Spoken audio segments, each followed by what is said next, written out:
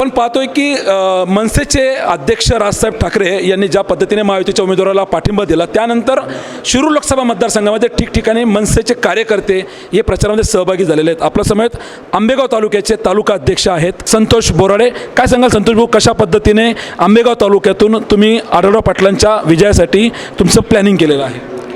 खरं तर आंबेगाव तालुका योगायोगाने शिवाजीदादा आढळराव पाटील हे आमच्या आंबेगाव तालुक्यातलेच आहेत, म्हणजे घरचे उमेदवार आहेत. त्यामुळं आम्हाला त्यांचं उमेदवारी मिळाली याचा आनंद आम्हाला जास्त झाला. त्याहूनही जास्त आनंद आम्हाला याचा झाला का सन्माननीय राजसाहेब ठाकरे यांनी महायुतीला जो पाठिंबा दिला त्याच्यामुळं आमचं काम शिवाजीदादाला करण्यासाठी जी काही आमची अडचण होती ती अडचण दूर झाली आणि आम्ही भक्कमपणे आज राजसाहेबांच्या आदेशानुसार आणि घरचा उमेदवार असल्यामुळं आम्ही त्यांच्या भक्कमपणे त्यांच्या पाठीशी आम्ही आहोत, याच्यात काहीच शंका नाही. पण एक निश्चित सांगू शकतो का शिवाजीदादा ज्या दिवशी महाराष्ट्र निर्माण सेनेचा पाठिंबा जाहीर झाला त्या क्षणी त्यांना 2.5 लाख मतांचं लीड त्यांना मिळालेलं आहे असं मला तरी वाटतंय. तुम्ही एकीकडे सांगता की 2.5 लाखाचं लीड त्यांना मिळालं, दुसरीकडे अमोल कोल्हे सांगतात की मी 18,000 कोटीची विकास कामं आणली, 5 वर्षात मी मतदारसंघात होतो, अनेक प्रश्न मार्गी लावले, कांदा निर्यातीवरती मी आंदोलनं केली. कसं पाहता याकडे? आता या दृष्टीने जर बोलायचंच जर झालं तर मी माझ्या आंबेगाव तालुक्यापुरतंच बोलू शकतो. आंबेगाव तालुक्यामध्ये अमोल कोल्हे मला तरी 5 वर्षात काही दिसले नाहीत किंवा आमच्याही पदाधिकाऱ्यांना कुठं दिसले नाही. आणि माझा स्वतःचा अनुभव असा आहे का आत्ता 2 महिन्यापूर्वी आम्ही एका येणेरे गावचा म्हणजे त्यांच्याच तालुक्यातला माणूस होता, त्याचा ॲक्सिडेंट झालेला होता. ॲक्सिडेंट झालेला असताना त्यांच्याशी कॉन्टॅक्ट करण्याचा प्रयत्न केला पण त्यांचं कॉन्टॅक्ट झालं नाही.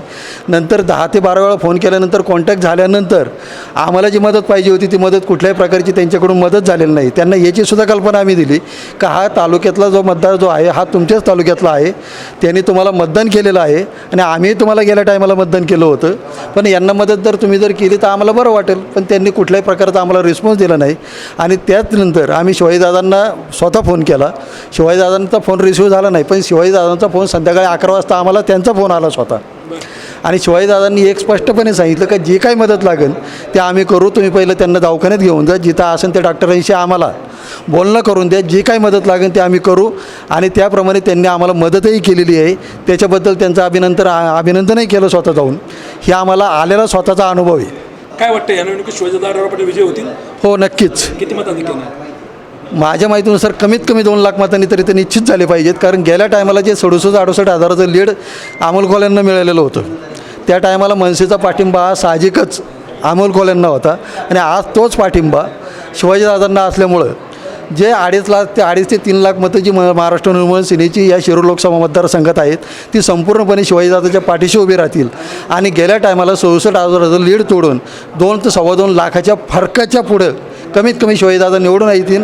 आणि त्याच्यामध्ये 100% सिंहाचा वाटा हा महाराष्ट्र नवनिर्माण सेनेचाच असेल, याच्यात कुठलीच शंका नाही.